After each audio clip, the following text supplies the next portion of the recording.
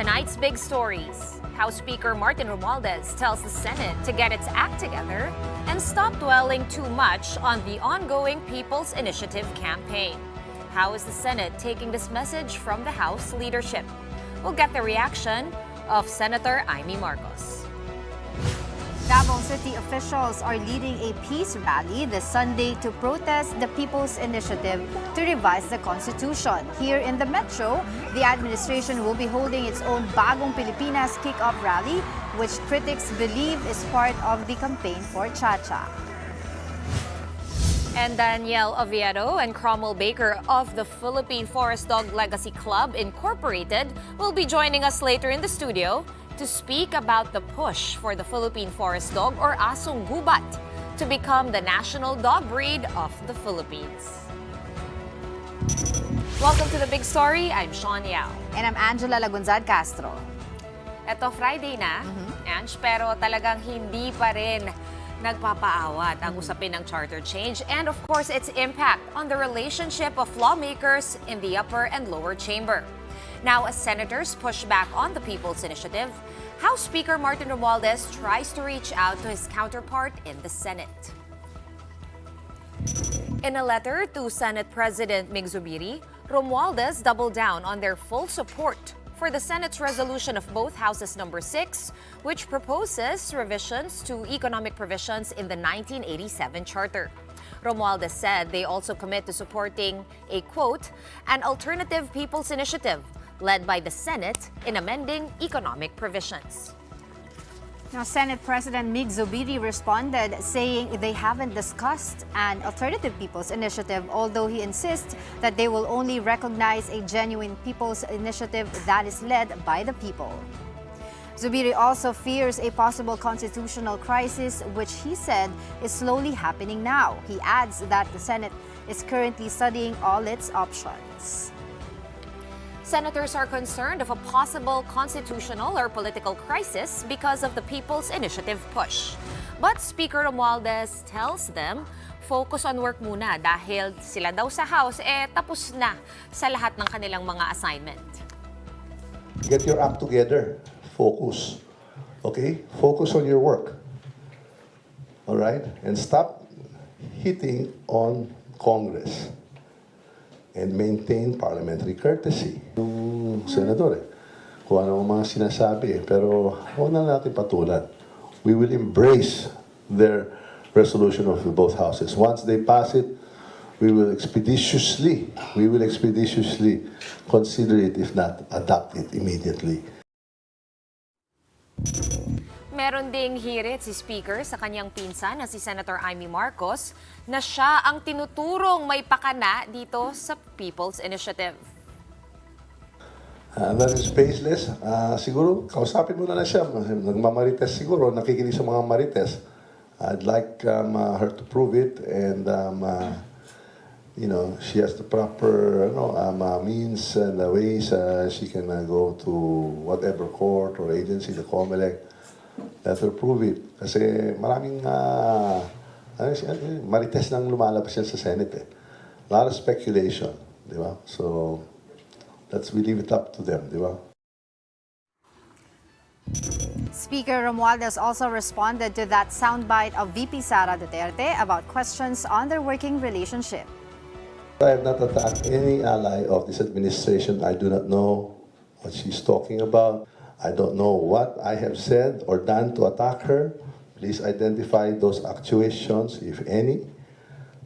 Kung nakikinig sa mga marites o kung kaninong senadora dyan, that's up to her. Sa totoo lang po, namimiss ko siya kasi dati marami kami magkasama. I can only wish her all the best. And she has my full support as Vice President and as Secretary of DepEd. Joining us tonight to get the conversation going is Senator Imee Marcos, Chairperson of the Senate Committee on Electoral Reforms and People's Participation. Senator Imee, good evening. Salamat sa pag-unlak ngayong gabi. Thanks for joining us. Yes, thank you very much. How are you doing? Yeah, magandang gabi. Natatawa ako sa mga soundbite Oo nga Ito nga, Sen, no? Sabi Colorful. kasi, narinig niyo yung sabi ni Speaker. Talaga naman ginagawa kaming kontrabida. Hindi naman sila bida. Wala pang kwento sa Martes pa. Actually, Sen. Tama. Actually, Sen, no, medyo pareho nga kayo ng sinasabi ni Speaker Romualdez, di ba? Sabi niyo Hindi, noon, no? hindi pareho. Meaning, no, Sorry. only when it comes to, Hindi. di ba, you always say, Sen, na marami dapat gawin, marami pa kailangang gawin, and we should just focus on helping people dahil ang dami nating problema. Now that you've heard Speaker saying na, focus muna kayo sa trabaho, anong masasabi ninyo, Sen? Naku, napaka-defensive naman nila. Naku, kalma lang. Talaga naman, Martes pa to, kayo excited. Alam mo naman. At higit sa lahat, pag ginagawang kontrabida, pagkat hindi naman kayo yung bida, wala pang kwento. Relax. Makikinig tayo sa lahat ng mga testigo, lahat ng resource persons, tsaka natin hatulan. Pero in the meantime, di naman ako nakikipag-away. Ano ba kayo? Lundag kagad. Nako, pinagsasabihan ko lang kasi ako ito at wala, pinapayuhan ko lamang sila. Okay. Marami namang matitino, magagaling, mababait na congressman. Naintindihan nila kung saan kami nanggagaling. Alright. Sen, So anyway, Uh-huh. ang mahalaga, ang Senado ay hindi tutol sa tsa-tsa. Kung ano man kailangan na trabaho, mabilis naman kami umaksyon at talaga naman na hindi kami nakikipag-away. Ang amin na lamang kung talagang kailangan yung economic provisions, kahit kailangan yung PI nila, wag lang yung sistemang may suhol na binabayaran para sa kada pirma at wag naman gagamitin pa yung pera ng DSWD, DOH at DOLE. Kawawa naman mga department. May kinakailangan ng mga yan na pagsilbihan. Hindi dapat ganyan. Sen, we wanted to get your side, no? Sabi kasi ni House Speaker Romualdez, prove it daw na meron nga ganung nagyayaring vote buying. So, curious lang Masyado kami. tayong excited. Martes pa yan. Relax. Okay. So, Okay, sa okay. Martes, Aabangan. ito na lang. Sila kagad Bakit very defensive? Natatawa lang ako. Kasi ito nga, nahihirapan nga ako, aminin ko, maghanap ng testigo, pagkat maraming natatakot, pero talagang maraming nagpapadala ng kung ano-ano pang mga sumbong, at nakakatuwa lang. Dahil relax lang naman kami rito at yung mga senador, ang amin lamang gawin sa tama. Gawin sa tama yung PI nila. Huwag naman sa ganyan, ano. Kasi alam natin kung talagang kailangan yung economic provisions, pagtan natin. Pero alam ninyo, wala akong kinausap, kundi yung ating mga foreign investors. Nung ako yung chairman ng Economic Affairs, wala naman nagsabi na talagang pinaka-importanting sagabal sa kanilang buhay, na hindi sila nag-i-invest sa Pilipinas ay yung konstitusyon. Ang rinereklamo nila maraming infrastructure, high cost of electricity, yung problema ng red tape at papalit-palit ng mga reglamento, higit sa lahat sa pagbubuwis. Ayun ang rinereklamo kahit minsan, di ko naman narinig yung mga sinasabing constitution. At makikita naman natin na yung ating mga taong bayan, abala talaga sa cost of living, pagkamahal-mahal ng pagkain, ng gasolina, tataas na naman. Pagkatapos yung PUV, di pa maayos-ayos.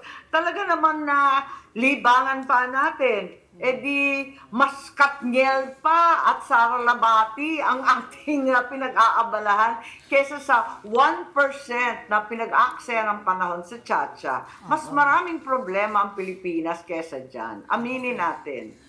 Agree ako sa inyo Oo. dyan, ano. Senator Imee, pwede ba kaming makibalita kung ano nangyari dun sa LEDAC? Ano po bang nangyari at bakit for once, no, nahiwalay ang meeting dun sa Senate at hiwalay sa Walang Congress? LEDAC, hindi natuloy yung LEDAC. Hindi natuloy. Ang nangyari, Yun nga po. dahil nga hindi tumupad sa pangako ang mga kongresista at ang ginawa ng Senate, si SP Subiri, humingi ng meeting kay Presidente. Sabi niya, siguro maganda kapag, alam mo, nadidistract ako sa split screen. Ayoko yung mga holding hands niya, nakakaloka. Teka muna. Ano nga sinasabi ko? Hindi, nawala yung ledak. Ang cornea. Anyway, nakakatawa lang sila, parang bata. Anyway, ano nga sinasabi ko? Hindi natuloy yung ledak ko Hindi natuloy si yung ledak. SP Subiri ng meeting sa ating Pangulo. Ayun. At nag-meeting yung mga senador sa ating Pangulo pagkat hindi nga tumutupad sa usapan, yung mga kongresista, tumigil na daw ng PI, hindi naman tinigil. Ang sabi sa amin, kami na daw ang mangungunahan doon sa subcommittee at sa Resolution 6. Pumirma-pirma naman kami at alam naman namin yun ang gusto. Yung pala, tuloy-tuloy pa rin yung PI nila. Naku, sa pangalan parang nahihiya akong magsabi. So ano po yung napagkasunduan?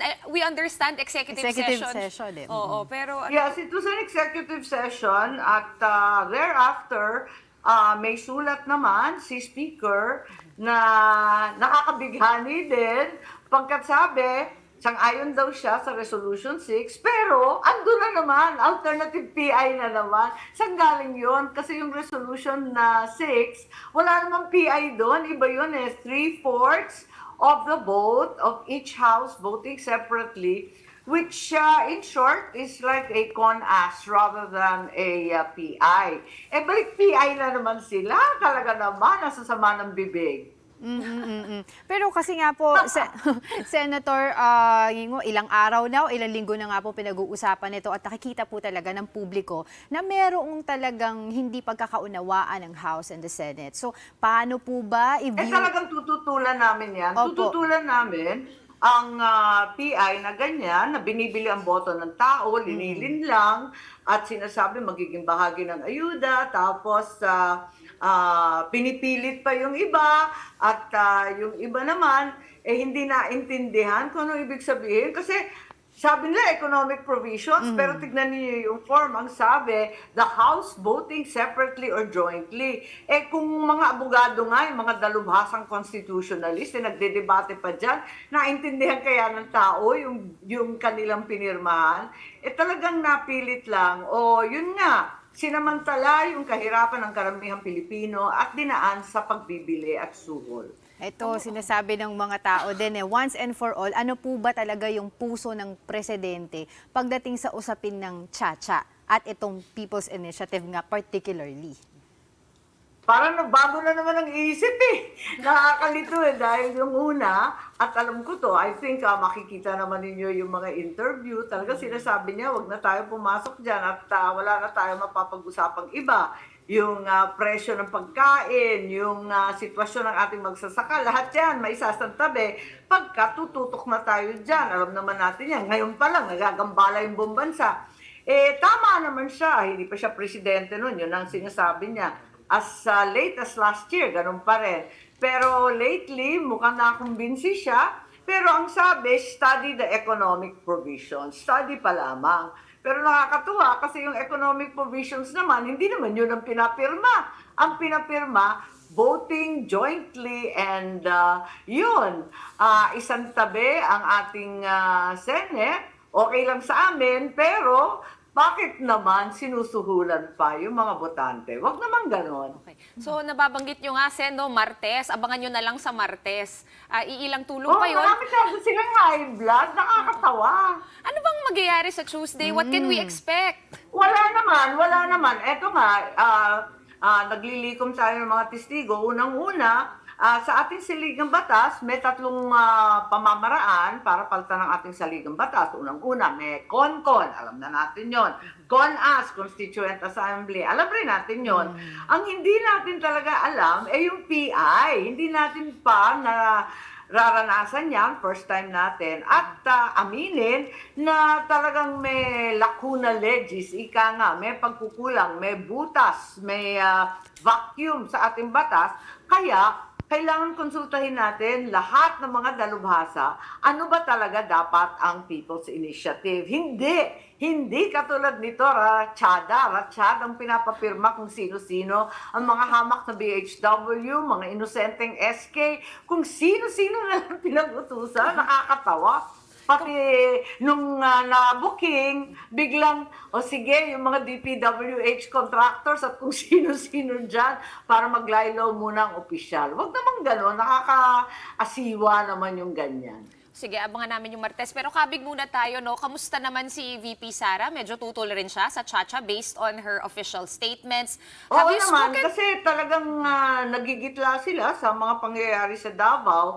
Palagay ko, hindi naman sila sanay sa bilihan ng pirma. Biglang dumagsa ang mga tao doon at nagpapapirma. Maraming ang testigo, si Senator Bato, sabi niya, marami daw magpapatunay na talagang inaalok sila ng kung ano-anong bayad, ayuda at iba pa at pinipilit silang pumirma. Yun ang ating mapapatunayan, malalaman. Pakinggan muna natin. Relax lang, kalma. Okay. Kalma tayo, no? Hanggang Martes. Pero etong weekend kasi, Sen, may dalawang rally. I'm sure nabalitaan nyo na. Oo nga. Oo, Ewan ko ba't nagkasabay? May mahiwaga ba sa January 28? Hindi ko alam. At yun nga, hindi ko masyado maintindihan yung Bagong Pilipinas kasi matagal na yun, di ba? Narinig na natin bakit kinailangan pa ng rally ngayon.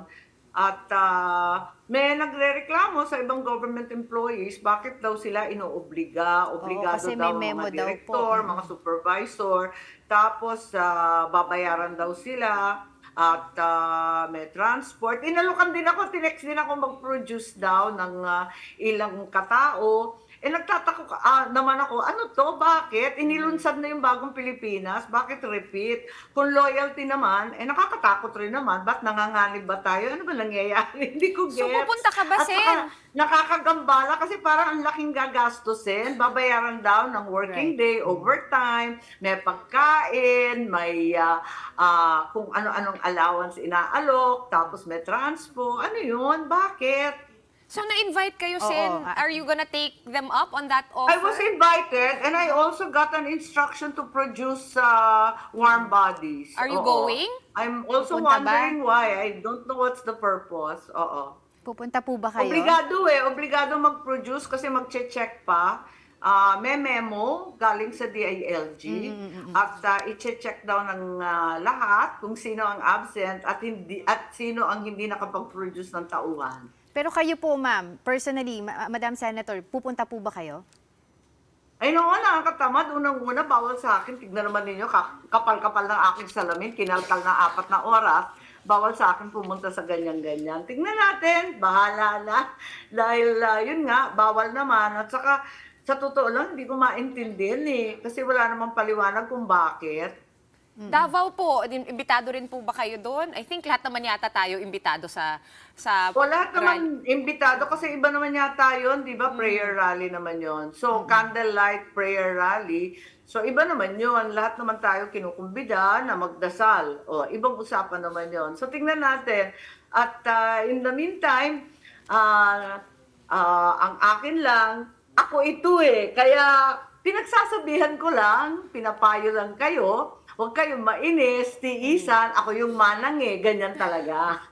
Okay, so si VP Sara po, no, pupunta kaya siya din? Obligado rin po kaya siya pumunta dito sa Bagong Pilipinas Rally or pipiliin kaya Hindi ko alam kung nakatanggap siya ng ganon. Kami nakatanggap, kaya nagugulat ako. Pero ang balita ko, nag-regrets yata si SP. I'm not sure kung tutuloy yung iba pang mga senador. Di na namin napag-usapan Kasi nakatutok kami dito sa pagtututol sa PI at isaayos para mailagay sa tama. Talaga naman hindi kami kontra sa pagbabago ng konstitusyon, hindi kami kontra sa pag-aamyenda ng economic provisions, di rin naman kami tutol sa PI. Basta ilagay sa tama. Huwag naman ganito na hindi alam ng tao anong pinipirmahan nila at hindi alam ng maski sino na hindi pala ayuda yun. wag natin linilin lang yung mga pobreng Pilipino. Hindi tama yan. Very quick lang, kung nakausap niyo po ba si Vice President Sara Duterte kung siya naman po ay dadalo dun sa Davao na prayer? Wala, hindi na pag-usapan. Di nga niya alam pambira Kasi abala rin yun sa trabaho Nakatutok naman kami sa trabaho. Tulad ng nakakaraming Pilipino, tuloy-tuloy lang ang buhay. Hindi naman talaga kami abala dito sa Chacha. Sabi nga, 1% lang. Mas type pa nila, chismisan si Katniel at si Sara Labati. Mas nakakatuwa di hamak mga yon. Alright, we'll take your advice, Sen. Kalma muna hanggang Martes at definitely aabangan namin ang mga happening sa Tuesday. Maraming salamat Thank you so much. sa oras nyo Yes. tonight. We'll let you enjoy your weekend starting now. Thank you for joining us on The Big Story, Senator Imee Marcos. Yes, maraming salamat at inaanyayahan ko at nananawagan ako sa lahat ng mga magtitistigo. Kung may alam kayo tungkol sa pagsusuhol dyan sa pagpirma ng PI, please come forward. Hindi naman natin kailangan i-reveal kung sino kayo. Ayoko naman kayo mapahamak. Pero sabihin natin ang totoo. At kung may humihingi pa ng lagda, at alam ko marami pa, ay pwede ba? Huwag na ninyong pakinggan. Mahirap ang papasukan na ganyan. Alright. Thank you so much. All right, up next, separate public assemblies are taking place this Sunday, one at the Carino Grandstand for the government's Bagong Pilipinas launch and the other in Davao City, a prayer rally against the ongoing People's Initiative. We'll talk about the second one with former presidential legal advisor Sal Panelo when we return.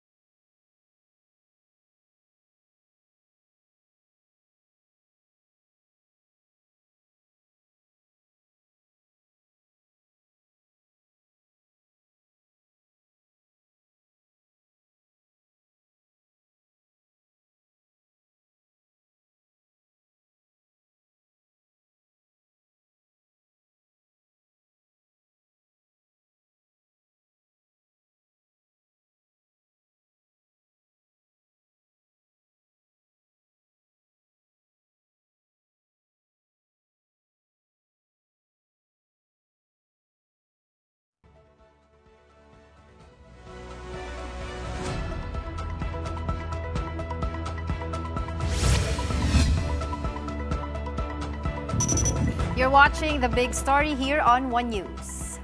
The palace announced earlier this week that the administration is holding a Bagong Pilipinas kick-off rally on Sunday at the Carino Grandstand. The Presidential Communications Office invited the public to attend this rally but did not provide further details on the program.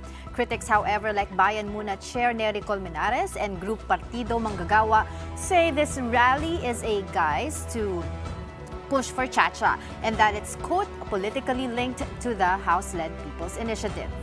That's right. What appears to be a response to this prayer rally already set to be held in Davao City also on Sunday to protest the People's Initiative. Davao 3rd District Councilor Conrado Baluran invited Filipinos from all over the country to participate in the protest against the supposed use of government funds to buy signatures for the PI campaign.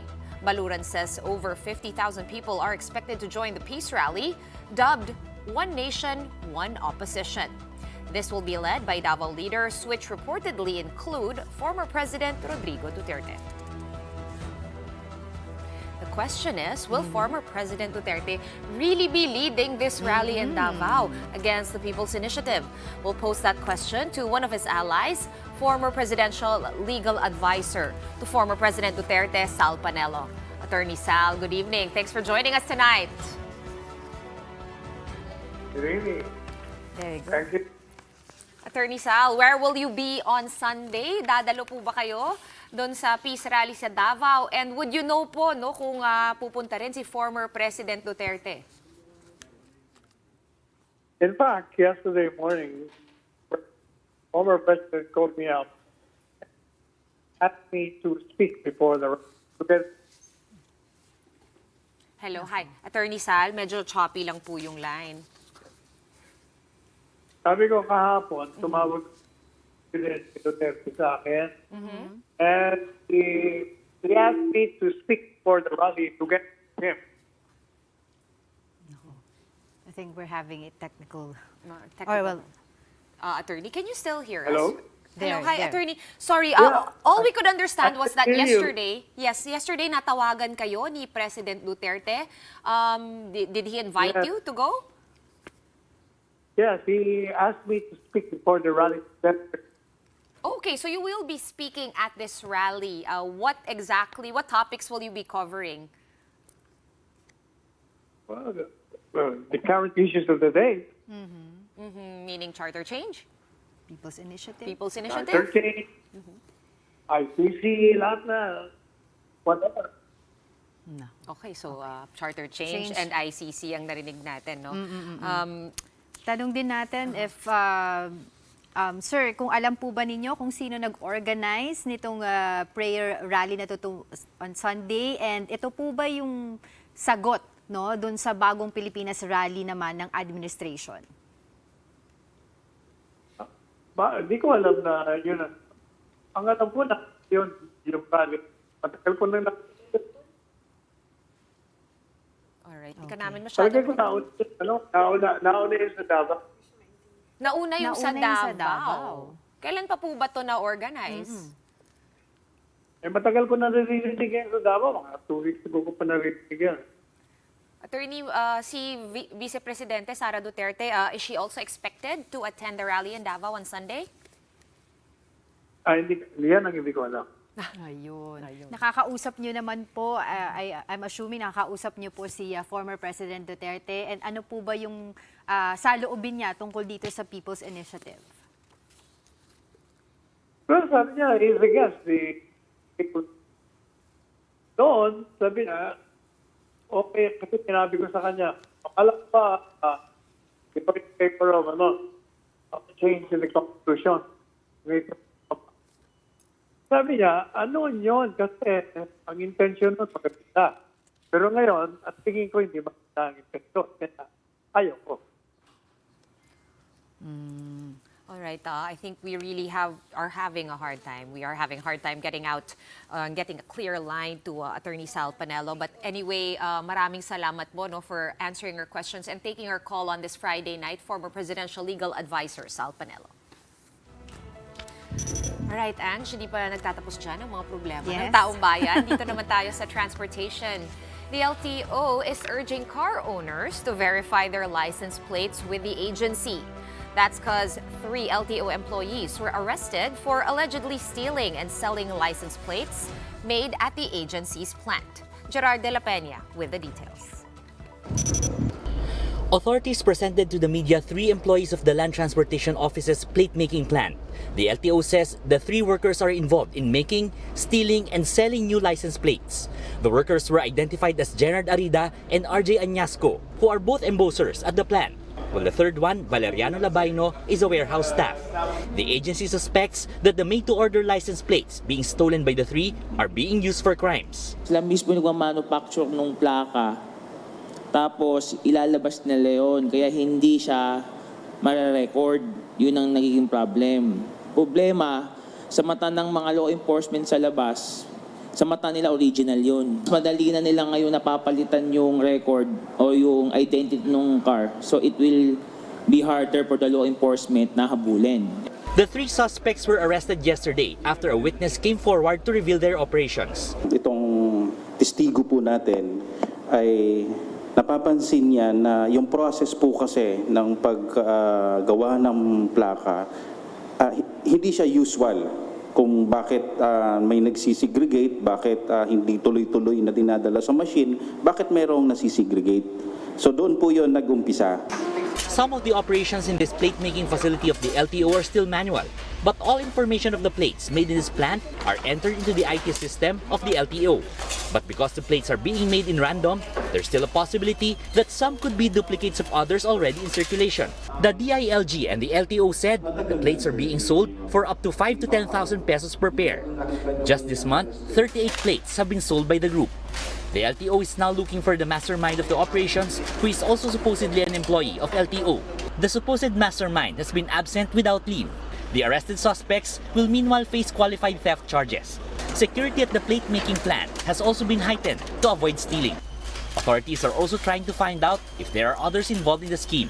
Marami ng chismis, agam-agam yan, but this is the first time with the help of DILG that we were able to apprehend. Malawakan investigasyon po to, hindi lang po sa central office. We have ongoing investigations also in our regional offices. For News 5, Gerard de la Peña, We Are One News. Ito, good news naman, Sean. And Thank for our gosh. viewers, Thank the God. Trade Department is currently studying the launch of an affordable brand of sardines for consumers. This comes amid the increase in the price of canned sardines from 2 pesos up to 3 pesos and 59 centavos. According to the DTI, the product will be developed using a standard recipe and will be sold under the brand name Pinoy Sardines. Manufacturers are currently exploring ways to reduce expenses in the production of sardines. The final price of the product is yet to be determined. If the Pinoy Sardines is successfully launched, it will be included in the SRP bulletin of the DTI. Isa yan sa mga proposal natin, no, para magkaroon pa rin tayo ng standardized, dekalidad, pero abot kaya na presyo na produkto. Sa kasalukuyan, meron yan sa tinapay. Kaya tayo merong Pinoy Tasty at Pinoy Pandesal, yung 10 pieces na pandesal na parang tig 25 grams ata, no? So, maraming brands, pero meron lang siyang isang item sa ating SRP bulletin. Standard siya among all brands, marami kang pagpipilian. So lalo nating binigyan ng option yung ating consumers na maraming brand to choose from. From sardines to sports. Bakit Why not?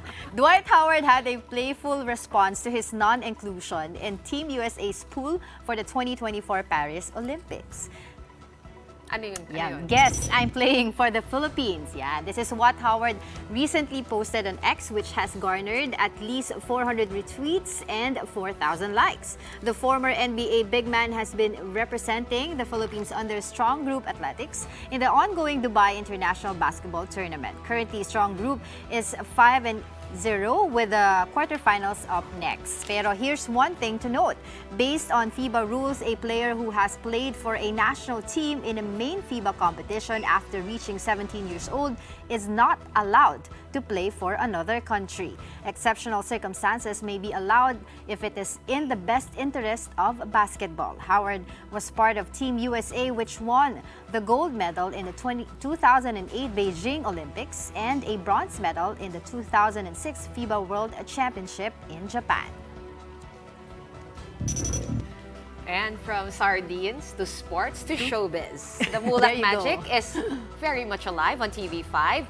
The celebrity family has officially signed for a TV project with the Kapatid Network. Yes, the whole family. So all the Mulaks, Aga, Charlene, Atasha, and Andres will be starring in a sitcom. At their official contract signing, the family received a warm welcome from no less than the bosses of TV5, Signal, Media Quest, and Viva, led by Chairman Manny V. Pangilinan and Viva Chairman and CEO Vic Del Rosario. This is the first TV project that all members of the Mulak family will be working together on. The Mulaks say that viewers can expect their show to have a story centered on family and love.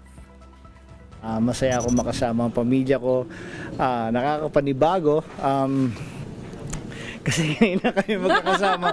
Sa bahay sanay kami, no? Pero ngayon in front of the cameras. This is the first time na magkasama kaming buo. So it was a project I think all of us were looking forward to. Something that is a once-in-a-lifetime opportunity. Ngayon lang mangyayari to. So thank you and welcome. A warm welcome to all of you. Thank you. we're going to pause for another quick break. But right after that, this is kind of exciting. We will be having some furry guests here in the studio. And they are no other than Philippine forest dogs, together with leaders of groups advocating for the breed to be recognized as the official national dog of the Philippines, or national dog breed. That, when we return, keep it here on One News.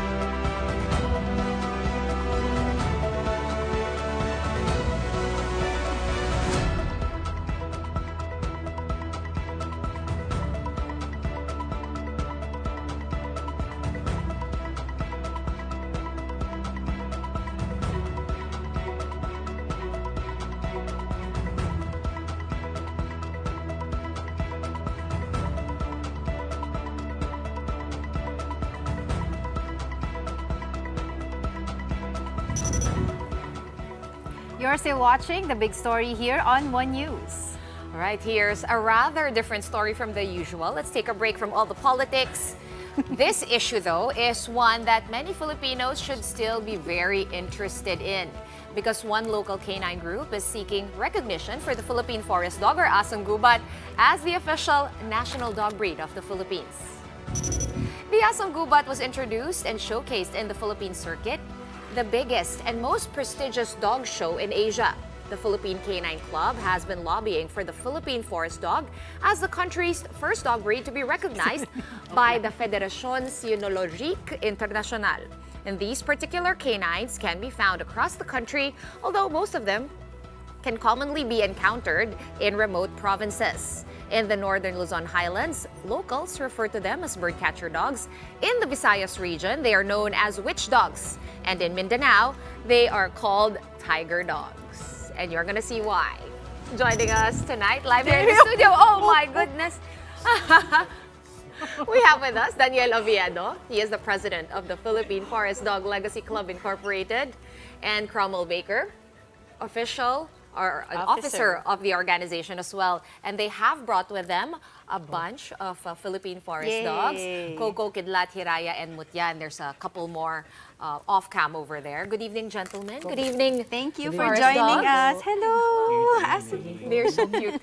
This is, who's this? That's Kidlat. This is Kidlat. And Coco and Raya. Hiraya. Hello. Si Hiraya, sobrang behaved. Kanina pa yan, sobrang behaved. Now, any updates, first and foremost, on the push? are the federations open to recognizing the Asong Gubat as the national dog breed? Yeah, good question. So sa ngayon, we're still in the process of completing all of the requirements. So we're all submitting the pieces of data that we have to the PCI in the pursuit for the national dog breed title, no? So that in the future, near future, hopefully, we can finally introduce that here in the Philippines, we have a dog breed that we can call our own. Oo, diba? Saan Yes, ba, yes. saan ba nakikita commonly ang Sige, papaalisin na natin siya kasi kawawa Baka naman. ayaw niya Ayaw eh, yata oo. niya dito. Shy siya. Shy siya. Ayan, may mga friends kasi siya doon. Saan ba Balik natin. makikita ang asong gubat? Ayan, good question ulit. Actually, ang aso ng gubat or the Philippine forest dogs, they can be found in the different regions across the Philippines. So marami sa part ng Kalinga, in the northern part of the Philippines, Ilocos, Pangasinan, even La Union. To the south, we also have in Bukidnon, Samar, and even in Mindanao. So actually, they're all over the Philippines. Sa forest. Kung saan may there they forest, are. doon talaga sila. Okay, okay.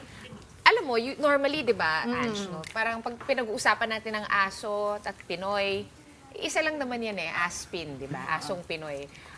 But we can see clearly that there are really distinguishing features. First of all, they're all brindle. They have spotty tongues. And there's a particular face. Is this an actual breed? Like, so genetically speaking, magkakapareho ba sila? And Ayun. how are they different from Aspins? Aspin, yan. So that's the commonly asked question. Ano ba sila at how are they different from aspins? So di ba, this is hindi sila pwedeng tawagin aspin, diba? Exactly, kasi We that's have the to take colloquial note of term that. for dogs that are usually found on streets. But these dogs actually have their pure genetic bloodline. No? So as you can see, if you look at their features from head down to their paws, so they have unique features that further distinguish them from other canine counterparts. So they have upright ears, ano pa ba, wedge-shaped face, pointed muzzles, and even cat-like paws. Yes. That other dogs don't have, which also make them a primitive dog. Yun. And how did you discover the Asong Gubat? For you to even lead this push, for them to be recognized? I'm guessing since time immemorial, nandyan na sila. Right? But how did you discover them and isolate them as, okay, isang breed to?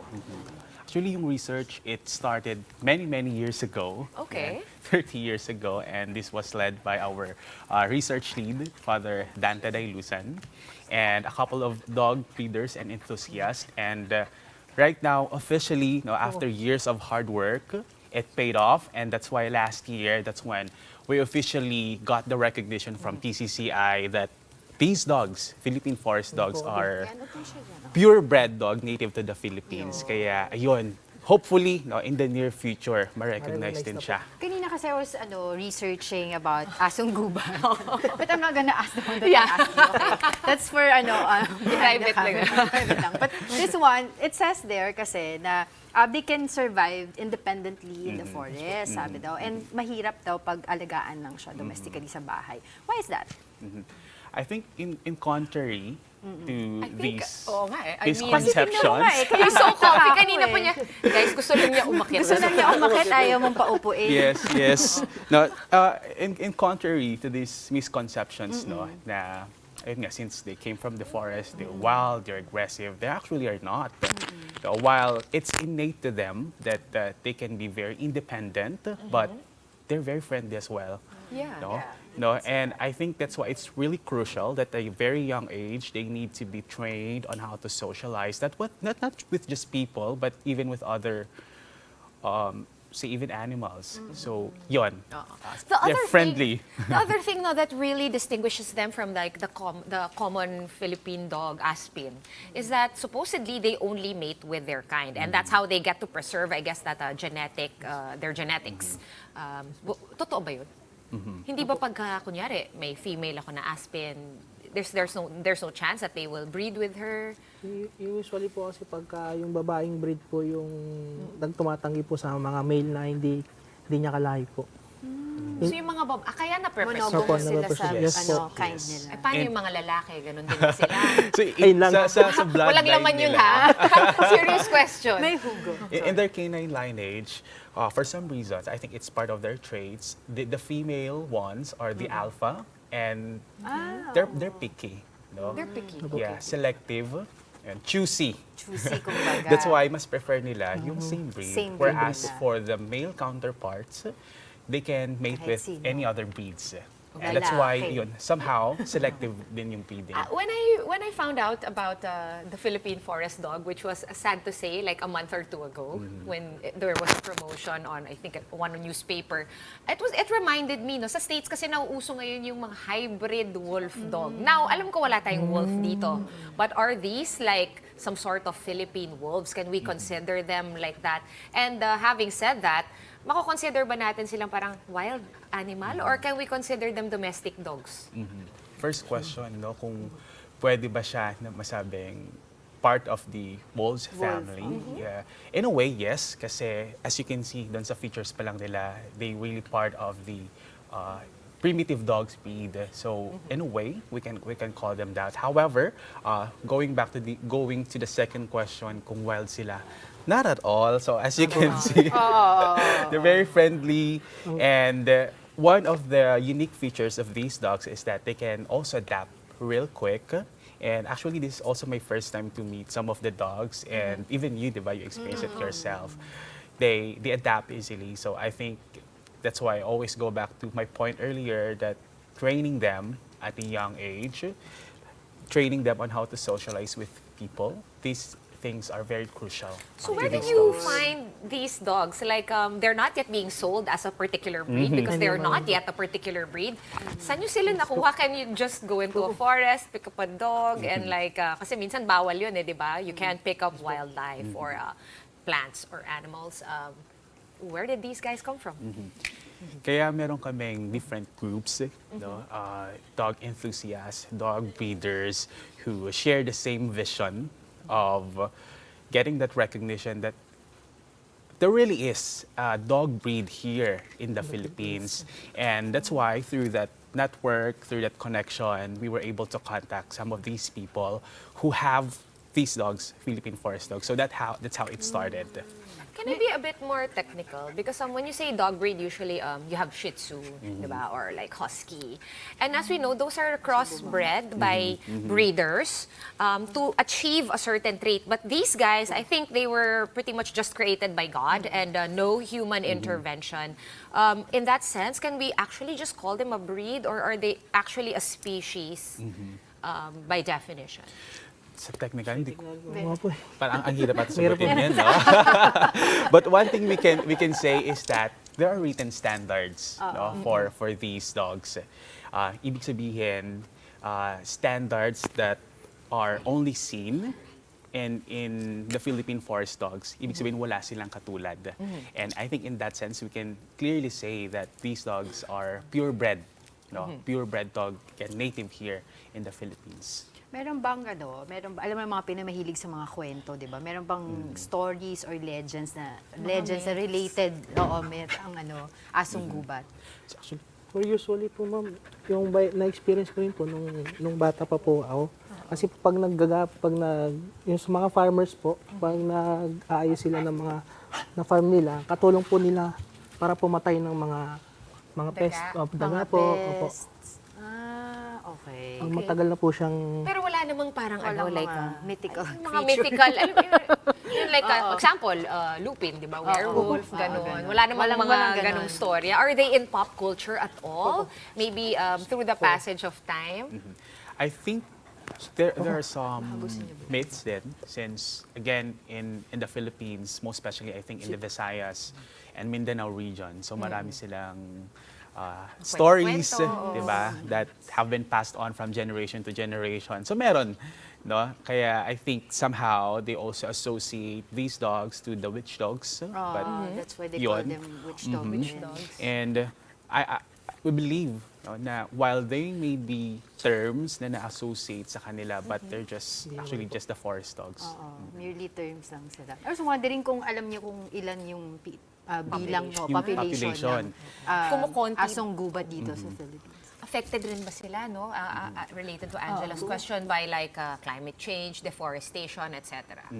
In terms of the numbers, since again, the research is ongoing, so we don't have an estimate as to how many forest dogs are here in the Philippines. But again, they are well represented across regions, be it be sa Luzon, Visayas, or Mindanao. And also, it's also a good opportunity for us to campaign to protect these Yun nga dogs. eh. How Now are we that- going to protect, yes, diba? that especially diba, black market, they've become a target of it too, and that's why we also would like to at least appeal to the public to please not engage in any of this erroneous activity because again they deserve to be protected. Do you not fear though? I know they really do, and I super love animals. I am a big animal lover. I am a dog fan. Once they become a breed, do you think like that might have the effect of them being really desirable? Because people, di ba, minsan brand conscious ang Pinoy eh. Gusto ko ganito, Shih Tzu, Pomeranian, pure, ganyan. Once they, this becomes official, do you think that would be good for the breed or in a way it could affect their population in an adverse way? Napaka-curious. I think everything comes with pros and cons, no? So syempre dyan yung pros, one of which is officially they'll be recognized as Philippines national dog breed, and at the same time, I think just in terms of awareness, people will finally learn more about them, about what they're capable of, what they can contribute to the society. And I think going back dun sa isang point is kung ano naman yung cons sa kanila. I think in a way, yes, kasi the spotlight will be put on them. So, yun. So I get we can have everything. Last I wanna ask lang kung may mga tricks na kayong naturo sa kanila or madali ba silang matuto ng tricks? Yeah. Wala po kasi, ma'am, wala pa Wala po. pa, hindi pa. How long, okay, can we quickly run down, no? Kilalanin natin yung apat nating asong gubat na nandito tonight. Can you tell us saan galing tong si Coco? Ay, si Originally, Kidlat. Ay, si Kidlat po. Ay, andun. si Coco to, si Coco. Originally po, Kakamukha kasi yung parents po niya, from Mindanao po. Hindi siya galit kasi nagwawag yung tail. Oo. Magulo lang siya. Nag-wide lang. Kasi boy siya. Ayan. Ito po, Okay. originally Galing from Mindanao. Mindanao. Yes po, ma'am. Yung breed niya po. How long na sa'yo? Na nasa'yo yan? Si Coco. Yung hiningi ko lang po kasi sa friend ko na may breed din po siya. Okay. Opo, almost 9 months na po siya ngayon. Okay. Puppy pa, kaya Puppy pala. pa. Opo, malikot. Kaya Opo, malikot pa, kaya pala. Si Ryan naman, na ating star student. Ayan o, ang bait. Sobra. Most behaved. Yeah, Daniel, Most saan siya galing? behaved. Galing sa Samar. Summer. Okay. And how long has she been with you? 3 months. 3 months. So baby rin siya? 6 months. 6 months old. Uy. And kanina, sinashake ko yung kamay niya, marunong siya. Marunong. Hindi pa yung marunong natuturuan. Pati yung kabila, both hands hindi lang isa. And the other two are from where? Kidlat and Madonna. Madonna. So Not yet. Kidlat is the lighter one, Madonna is the darker one. Ay, saan sila Madonna. Galing sa Bukidnon. So galing sa Bukidnon si Madonna. Okay, so And, Madonna's from Bukidnon. Si Kidlat ay from saan galing si Kidlat? Mindanao. Mindanao, somewhere in Mindanao. Okay. Okay, maraming salamat for bringing Thank the you dogs for here. We know it's joining never us easy. here. Oo nga To eh. be Gusto fair, nila mas magulo pa maglaro yung eh. aso ko dyan. Kaya hindi ko siya madala dito. Maraming salamat, Daniel Oviedo and Cromwell Baker of the Philippine Forest Dog Legacy Club Incorporated for teaching us a little something that we have about Asong Gubat, diba? Now, before we go, some good news to end the week. Our big picture tonight is Antipolo Cathedral, officially called Our Lady of Peace and Good Voyage, which is now an international shrine. Bishops and devotees flocked to Antipolo to welcome the solemn declaration, presided over by Apostolic Nuncio Archbishop Charles Brown. This declaration makes Antipolo Cathedral the first international shrine in Southeast Asia and the 11th worldwide. Oh, that's such a big deal. I know, Yung congratulations. Antipolo Church, I know. We Okay, should visit soon. we're gonna be busy with the dogs for now, so that's it for the show on this Friday night. We are One News, all sides, all the time. Thank you and good night.